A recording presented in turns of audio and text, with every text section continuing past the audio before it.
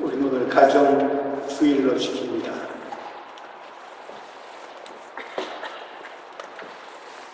하나님 허락하신 가정의 의미를 다시 새기면서 오늘 예배 순서도 좀 특별하게 구성해 보았는데, 순서만 모르는데 우리 공동체가 이루고 있는 가족의 모습입니다.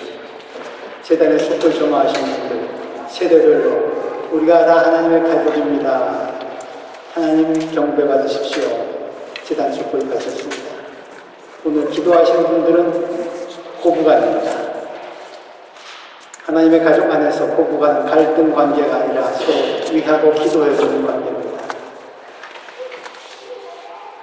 서로 다른 가정에 사는 아이들이지만 하나님의 말씀을 한 몫으로 읽습니다. 그리고 다른 집의 어머니, 아버지, 다른 집의 자녀들이지만 우린 하나님의 가족 안에서 우리 아이들이라고, 우리 어머니, 우리 할머니라고 그렇게 부르면서 서로에게 보내는 사랑의 언어를 담았습니다. 우리 공동체가 이렇게 풍성한지 오늘 새삼 깨닫습니다. 하나님께 감사를 드립니다. 하루는 하나님이 천사를 불러서 말씀하십니다. 지상에 내려가서 가장 아름답다고 생각되는 것 가져와라. 땅에서 가장 아름다운 것 뭘까? 하나님의 명령을 받은 천사는 땅으로 내려갑니다. 가장 먼저 눈에 띄는 게 있었습니다. 들에 활짝 피어난 꽃들이었습니다. 참 아름다웠습니다. 그래, 이거다. 하나님께 꽃을 가져다 드려야지. 천사는 꽃을 꺾어서 바구니에 집어넣었습니다. 꽃바구니를 들고 가다가 이번에는 방긋방긋 웃으면서 놀고 있는 어린이를 보았습니다. 어린이의 맑고 순수한 웃음, 정말 아름다웠습니다. 그래, 어린이의 웃음도 꽃 못지 않네. 아이 웃음도 갖다 드려야 되겠다. 천사는 아이의 웃음을 바구니에 담았습니다. 또 길을 가다가 천사는 이번에는 아이를 가슴에 품고 있는 엄마를 만났습니다. 가슴에 안겨 잠든 아이를 사랑스럽게 바라보고 있는 엄마의 모습은 너무너무 아름다웠습니다. 천사는 이것도 담아드려야 되겠다. 엄마의 사랑을 바구니에 담으면서 생각했습니다. 그래, 꽃, 어린이의 웃음, 엄마의 사랑, 이 세 가지 정도면 하나님도 흡족해 하실 것 같다. 그래, 이것 들고 빨리 가야지. 천사는 갈 길을 서둘렀습니다. 그런데 한참을 가다 보니까 꽃은 그만 시들어버리고 말았습니다. 안타까웠지만 버릴 수밖에 없었습니다. 또 한참을 가다 보니까 이번은 어린아이가 자라서 예전에 순수했던 모습은 사라지고 그 웃는 모습도 왠지 좀 능글맞아 버렸습니다. 천사는 서글펐지만 그것 또한 버릴 수밖에 없었습니다. 그런데 한참의 시간이 지나고 엄마 품에 안겨있는 아기가 자라고 이제는 엄마보다 훨씬 더 컸음에도 불구하고 엄마의 사랑, 아이가 아기 때하고 조금도 달라진 게 없었습니다. 변함이 없었습니다.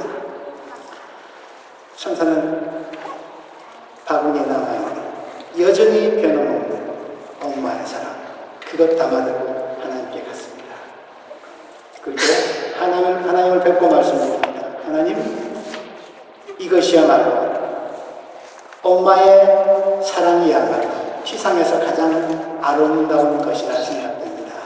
받아주시옵소서. 하나님은 천사의 말을 인정하였습니다. 수고했다. 엄마의 사랑, 세상에서 가장 아름다운 것이라고 천사도 그렇게 생각했고 하나님도 인정했습니다. 우리 모두는 다 누구나 할 것 없이 다 엄마에게서 태어났습니다. 그리고 엄마의 사랑을 먹고 자랐습니다. 젊은 연인들의 뜨거운 사랑도 변하고 변치 말자고 약속했던 부부간의 사랑도 변합니다. 그러나 언제까지나 변함없는 사랑, 나를 낳으시고 기르신 어머니의 사랑입니다. 오히려 세월이 들수록 더 깊어지는 것인지도 모릅니다. 오늘 무엇합니다. 가정주의이기도 하는 여기 계신 우리 교우 여러분들, 나이가 얼마나 되었든지 누구든지 다 어머니는 있습니다. 엄마는 있습니다. 엄마를 한번 바라보십시오. 그리고 엄마를 마음속에 한번 그려보십시오.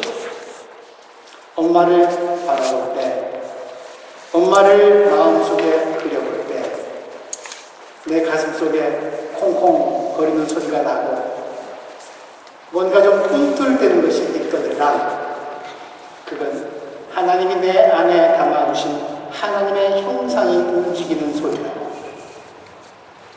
하나님이 인정하신 엄마의 사랑을 통해서 나는 너를 사랑한다 라고 하나님이 내게 말씀하시기 때문에 그렇게 내 가슴이 콩콩거리고 내 가슴이 꿈틀댄다고 생각하셔도 좋을 것 같습니다. 그러므로 하나님의 형상을 닮은 엄마의 사랑으로 태어난 모든 아이들, 이 지구상의 모든 아이들은 하나님이 계획하신 저마다 특별하고 고유한 목적을 갖고 있습니다. 인도의 시인 타고르는 이렇게 말합니다. 이 세상에 태어나는 모든 아기는 하나님께서 인류를 향한 믿음을 아직 포기하지 않으셨다는 소식을 전해준다. 인간이 하나님을 믿는 게 아니라 하나님이 인간을 믿어준 그 일을 포기하지 않으셨다. 아기를 통해서. 여러분들의 자녀를 바라보십시오. 오늘 스크린에 등장했던 모든 아이들을 비롯해서 여러분이 친히 낳고 기르신 모든 자녀들을 바라보십시오. 그리고 매일 우리 교회 학교에 나오는 저 순수하고 맑은 어린아이를 바라보십시오.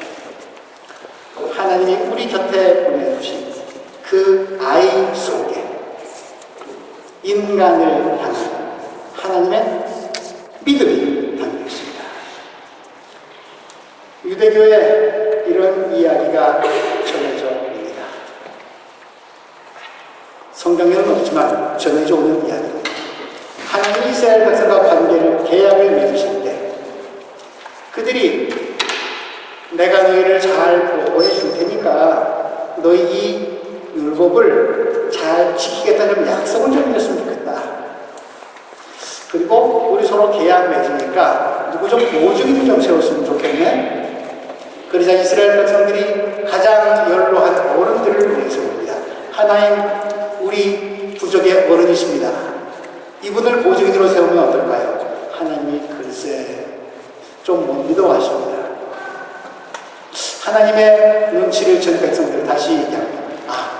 그럼 하나님 예언자 세워 보내주셨지 않습니까? 이 예언자 어떻습니까? 예언자 선생님은 우리 보증인으로 세웁니다. 하나님이 또 고개를 갸우뚱하십니다. 이스라엘 백성들 궁리하다가 옳다구나. 어린 아이를 보증인으로 세웁니다. 하나님, 이 어린이들이라면 어떻습니까? 그래, 맞다. 이 아이들이야말로 훌륭한 보증입니다. 저들 때문에 나는 너희들에게 약속을 할 것이고 저들을 보증인 세워서 내가 너희에게 한 약속을 끝까지 신실하게 지킬 것이다. 아이들 봐서 하나님 이스라엘 백성들과 그 고집센 백성들과 계약을 이셨다는 전해져 내려온 이야기입니다.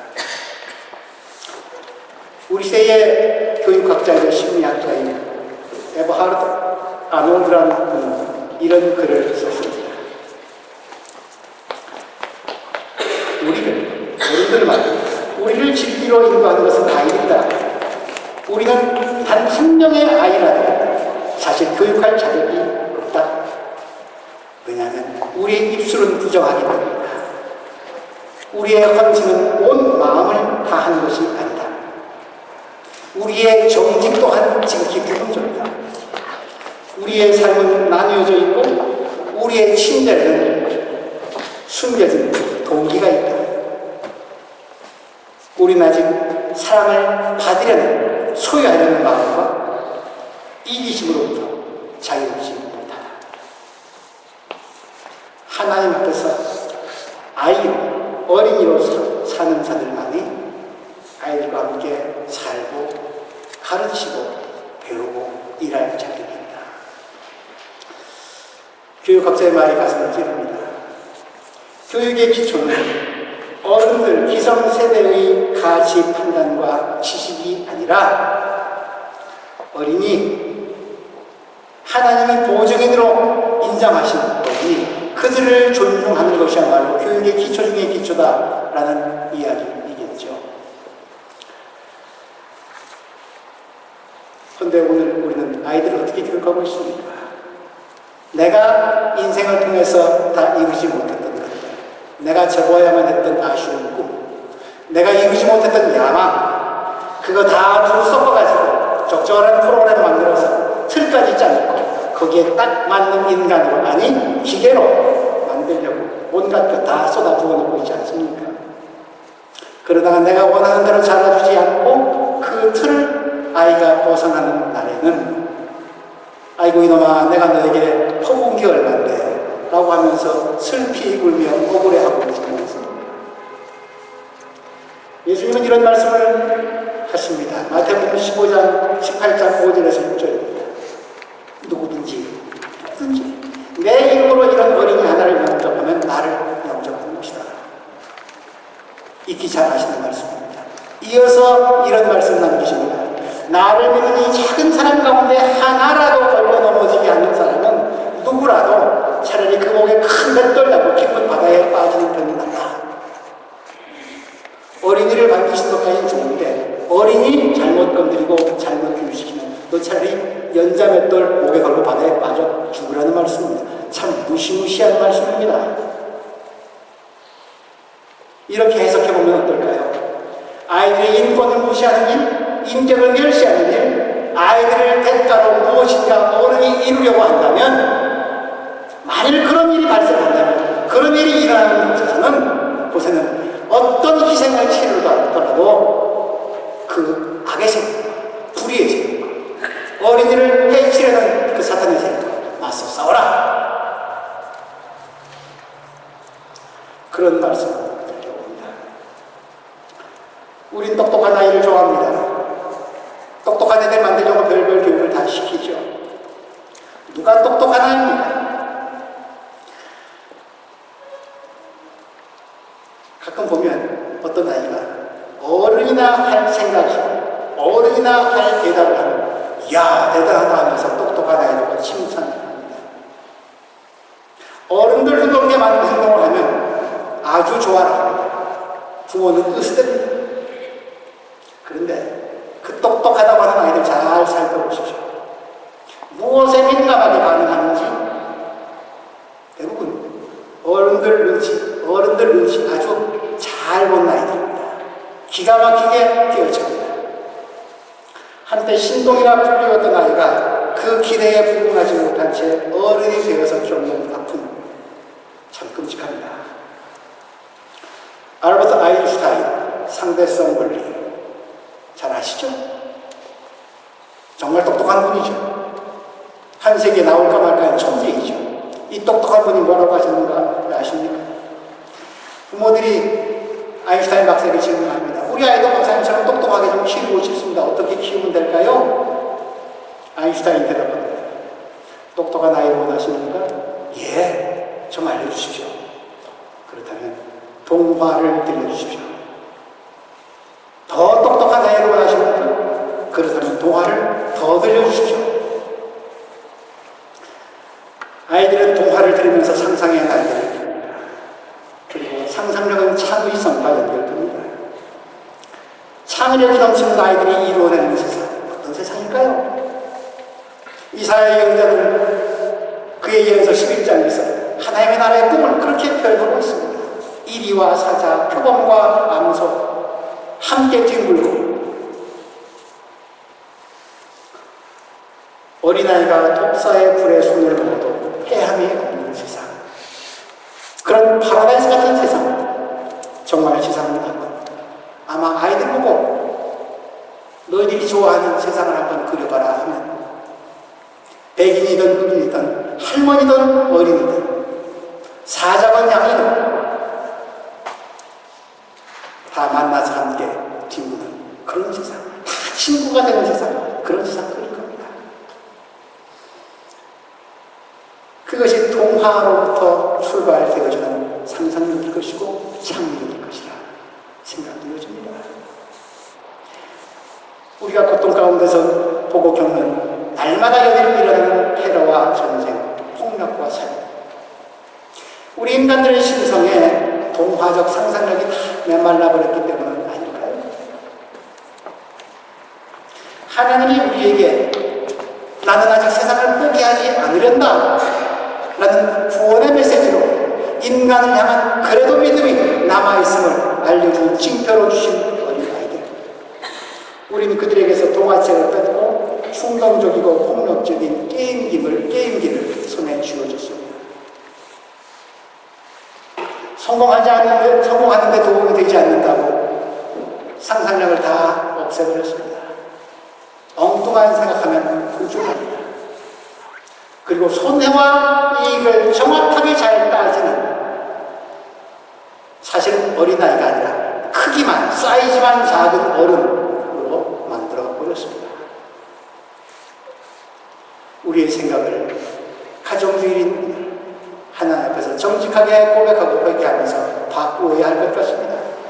하나님이 인정하신 하나님의 보증서인 어린이, 인간의 얼굴들 가운데 어린이의 얼굴이야말로 하나님의 형상을 볼 수 있는 창문이라고 주님은 말씀하십니다.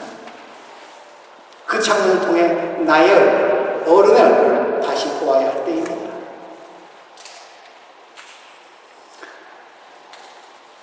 제인 타이슨 클레멘트라고 하는 분이 쓴 시가 있습니다. 그 중에 한 구절을 낭독해 드립니다.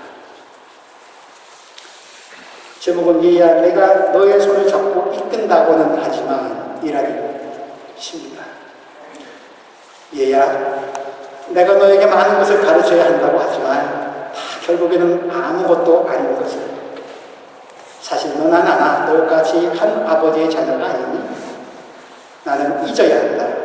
어른들의 모든 구조와 오랜 세월 배운 것들, 그리고 어떻게 하면 너처럼 신선한 경이감으로 땅과 하늘을 볼 수 있는지 내게 가르쳐다오.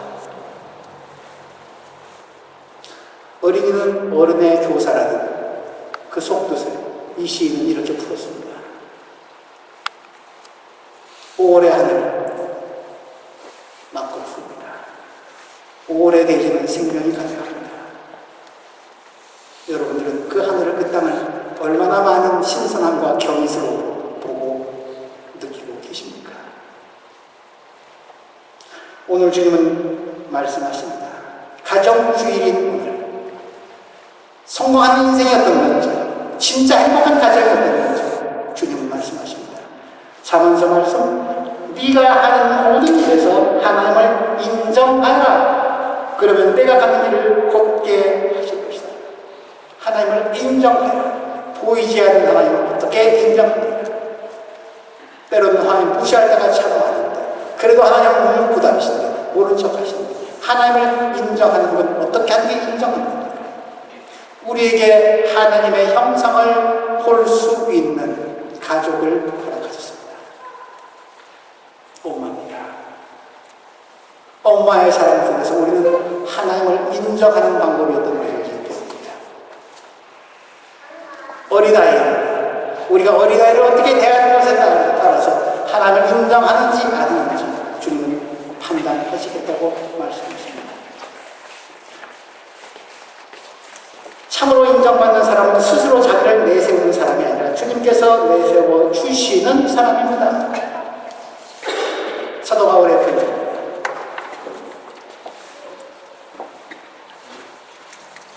어머니의 사랑, 천사가 하늘까지 올라갈지라도 세월이 하지만 그럴지라도 변치 않은 어머니의 사랑, 그 사랑을 먹고 자란 내 아들, 그 사랑의 씨앗이 여전히 숨겨져 있습니다. 숨쉬고 있습니다. 자라고 싶어 합니다. 내게 허락하신, 그리고 우리 공동체에 허락하신 어린 아이를 통해서 하나님이 내 속에서 꿈틀대고 계십니다. 나의 얼굴이 얼마나 추해졌는지, 내 삶의 모습이 얼마나 이질어졌는지 볼 수 있는 거울을 어린아이를 통해서 보여주고 계십니다. 그걸 인정하는 가정, 인정하는 공동체, 그러면 네가 가는 길을 곧게 하신답니다. 여러분들의 가정이 곧아지고 복되지고 우리의 교회가 행복해집니다. 교회가 세상에서 고든 길, 바른 길, 의로운 길을 제시할 수 있답니다. 세상에서 성공하는 인생이 어떤 것인지 모범적인 가정으로 방황하는 사람들에게 보여줄 수 있다고 약속하십니다.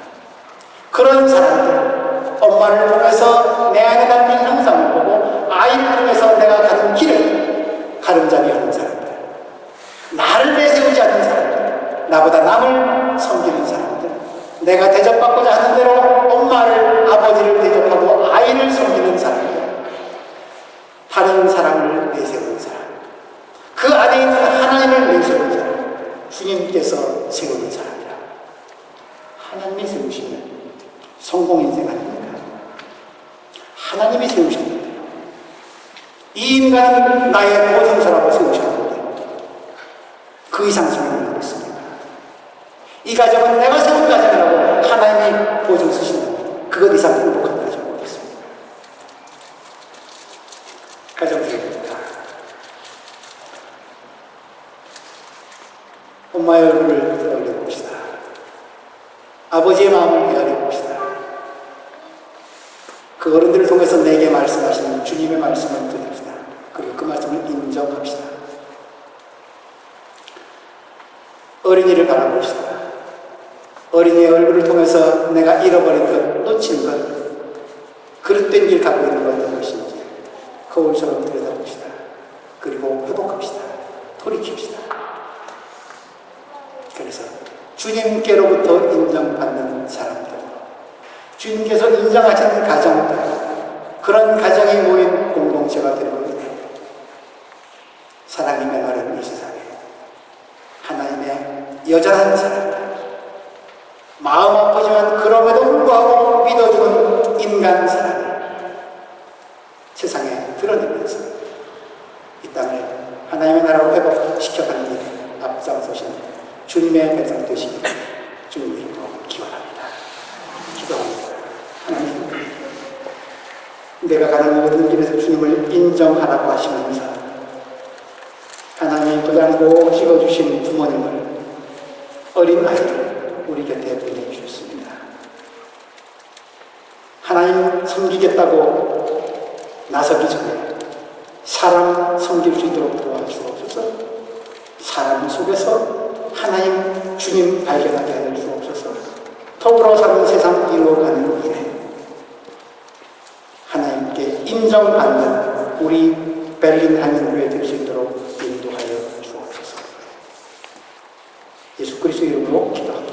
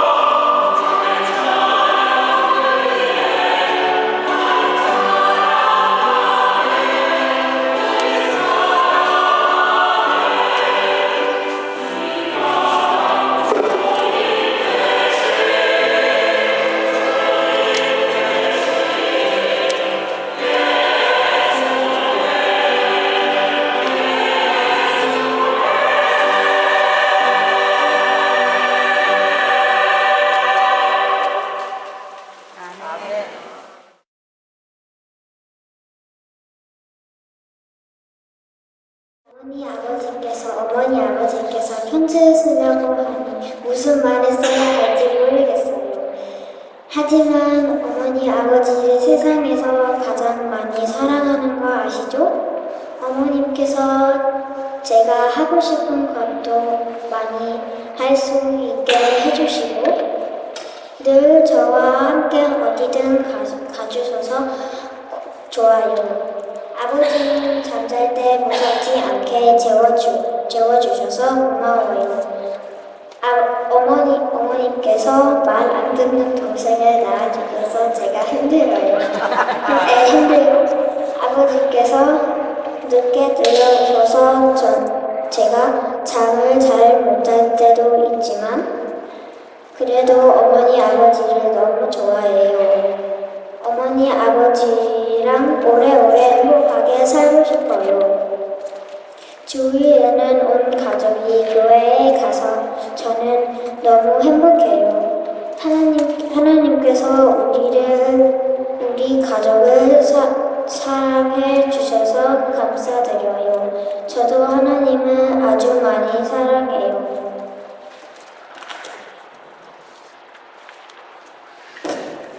사랑하는 교회학교 어린이들에게 우리 교회의 꽃망울 어린이들 너희들이 밝고 건강하게 크는 모습을 바라보는 어린이들은 기분이 좋아져. 이젠 서로 만나면 언니, 오빠, 동생 마치 한 가족인 것 같이 너무 재미있게 함께 놀며 이야기하며 지내니 참 감사하고 흐뭇해. 지금 나도 너희들에게 편지를 쓰며 너희 한 명 한 명의 얼굴을 떠올리면서 내 입가에 미소를 느껴. 너희들이 크게 웃는 모습은 마치 그런 거 자세히 본 적 있니? 소나기가 한바탕 쏟아지고 난 다음에 하늘을 보면 그 파란 빛이 눈이 부시게 밝고 예쁜 거. 너희들이 웃을 땐 하늘을 닮았어.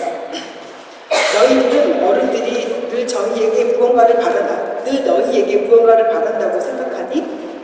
예를 들면 좀 조용히 놀아라, 밥 좀 많이 먹어라, 아님 살찌니까 그만 좀 먹어라, 방은 언제 치울래, 숙제는 했니 등등. 아마도 하루에 20번 이상 듣는 똑같은 소리일 거야. 어쩌지 나도 너희에게 편지를 쓰면서 너희에게 바라는 것들이 몇 개 생겼는데 내가 바라는 것 중에 너희가 가장 잘 지킬 수 있을 것 같고 마음에 드는 것이 있으면 한 가지라도 좋으니까 너희들 각자 혼자서 마음속에 기억하고 지키려고 노력해볼래? 나는 지금 4가지 부탁을 하고 싶어. 첫째는 서로 사랑하고 아끼고 혹 다른 것을 하고 싶어 할 때도 친구가 하고 싶어 하는 것을 먼저 해주기. 두 번째는 너희들이 어떤 것을 좋아하고 관심이 있는지 찾아내기. 세 번째, 이거는 좀 더 큰 언니 오빠를 위한 건데 가온이, 유진이, 도연이. 너희들 앞으로 너희들이 살면서 수많은 문제들을 만나고 결정을 내려야 할 때가 있을 거야. 어떤 문제는 거의 정답이 없어. 어른들은 어쩌면 너무 많이 틀려서 더 똑똑해졌는지도 모르겠어. 문제가 너무 어렵다고 느껴질 때 누구를 믿고 문제 해결을 도와달라고 해야 하는지 오늘 성경 말씀을 잘 들었으면 알고 있을 거라고 생각해. 그것만으로도 충분해. 마지막은 이건 어린이 모두에게 바라는 건데 너희들이 슬프고 힘든 일이 있으면 언제나 하나님 아버지께 꼭 말씀을 드리고 기도를 드려야 해. 하늘빛을 닮아가고 맑고 예쁜 어린이들에게.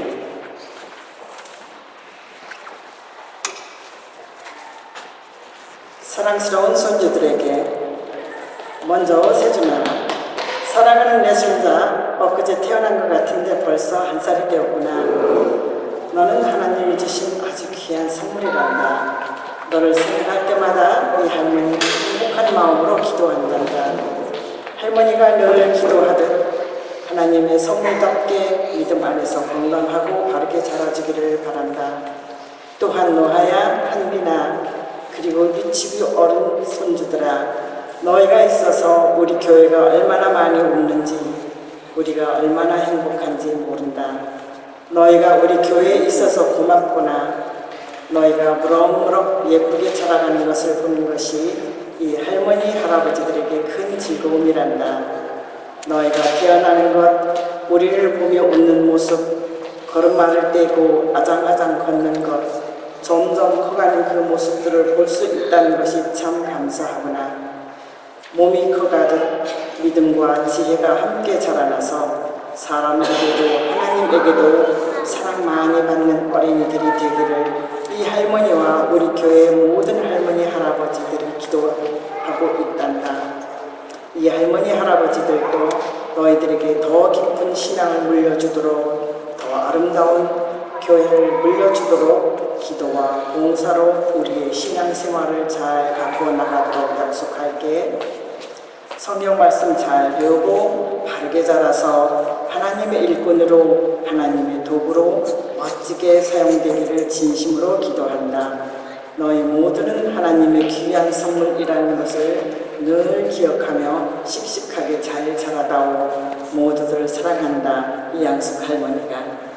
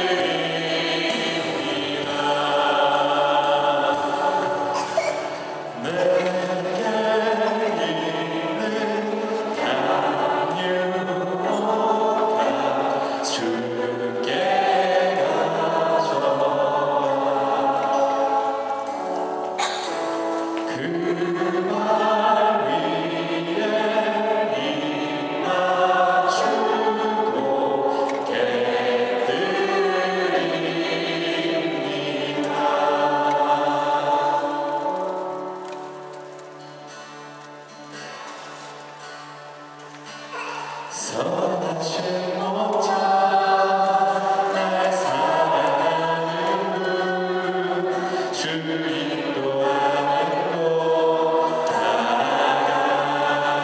따라가니 주의 말씀을 나는 길이 하여 주 인도하는 곳 가려니 선하신 목자 선하신 목자 날 사랑하는 주 인도하는 곳 따라가니 주의 말씀을 같은 길이 하여 주 인도하는 곳 가려니 나를 부른 저장과 나를 부른 저장과 쉴만한 물가로 내 선하신 목자 날 인도해 엄마 산다고 자기로 내가 다닐지라도 내 선하신 목자 날 인도해 선하신 목자 날 사랑하는 주 인도하는 곳 따라가니 주의